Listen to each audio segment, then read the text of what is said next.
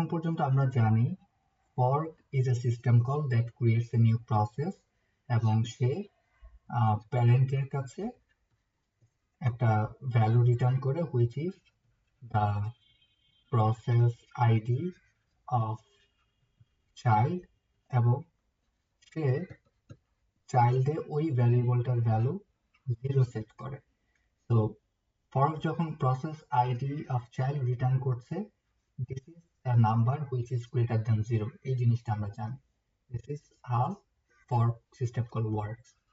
Then আরেকটা system call আছে that is get PID. তো কোনো প্রসেস যখন এই ফাংশনটাকে কল করবে তখন সেই ফাংশনটা তার নিজের পিআইডি বা নিজের প্রসেস আইডেন্টিফায়ার নাম্বারটা জানতে পারবে।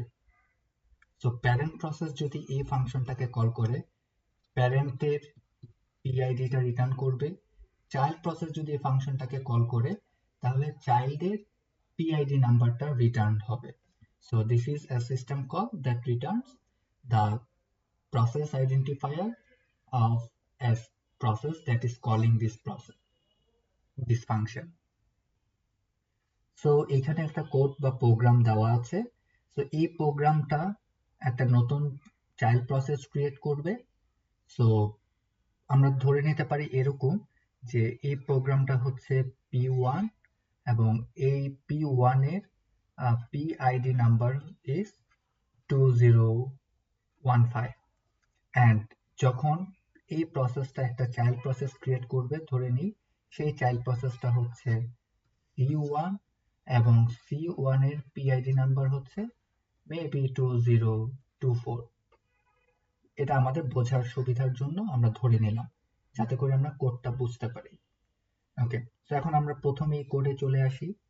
তো প্রথমেই আমার পিআইডি টাইপের দুইটা ভ্যারিয়েবল ডিক্লেয়ার করলাম যাতে করে আমি পিআইডি নাম্বারটা ক্যাচ করতে পারি কোনো ফাংশন রিটার্ন করলে।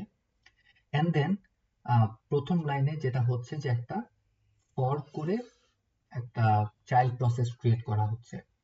তো যখন ফর্ক করে চাইল্ড প্রসেস ক্রিয়েট করা হলো তাহলে P1 এর এই ভ্যারিয়েবলটা দ্যাট ইজ পিআইডি, এটার ভ্যালু হয়ে যাবে কি, যে আমরা জানি ফর্ক করলে প্যারেন্ট প্রসেসের চাইল্ডের পিআইডি নাম্বারটা রিটার্ন হয়। So this will be the value of this variable. তো এরপর আমরা চেক করছি এই ভ্যারিয়েবলটা কি এই কন্ডিশনে যাবে কিনা, প্যারেন্টের যাবে না। এটা কি এই কন্ডিশনে যাবে কিনা, তাও যাবে না। তারপর দেখবো হচ্ছে এটা এই কন্ডিশনে আসে কিনা। হ্যাঁ, তো এই কন্ডিশনের ফুলফিল এই কন্ডিশনে আসবে। এবং এখানে প্রথম লাইনটা আমি দেখতে পাচ্ছি গেট পিআইডি ফাংশনটাকে কল করা হয়েছে।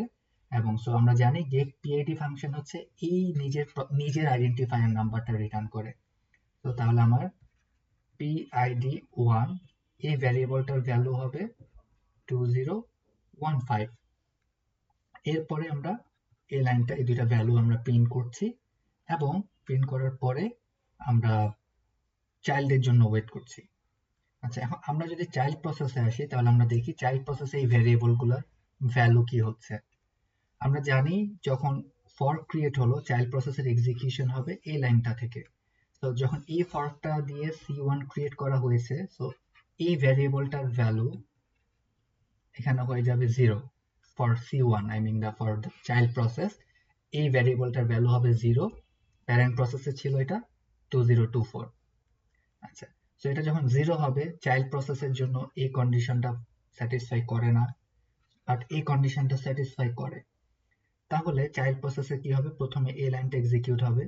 সো চাইল্ড প্রসেসের PID1 এই ভ্যারিয়েবলটা হবে গেট পিআইডি। সো এইবার গেট পিআইডিটা রিটার্ন করবে চাইল্ডের পিআইডি নাম্বার। সো এটা হবে 2024। দেন এই দুইটা ভ্যারিয়েবলটার ভ্যালু আমরা প্রিন্ট করছি এবং চাইল্ড প্রসেস পরবর্তীতে এই কন্ডিশনটাতে আর আসবে না। তো এভাবেই আমরা গেট পিআইডি ফাংশনটা ইউজ করে কোন একটা প্রসেসের নিজের আইডেন্টিফায়ার নাম্বার বের করতে পারি।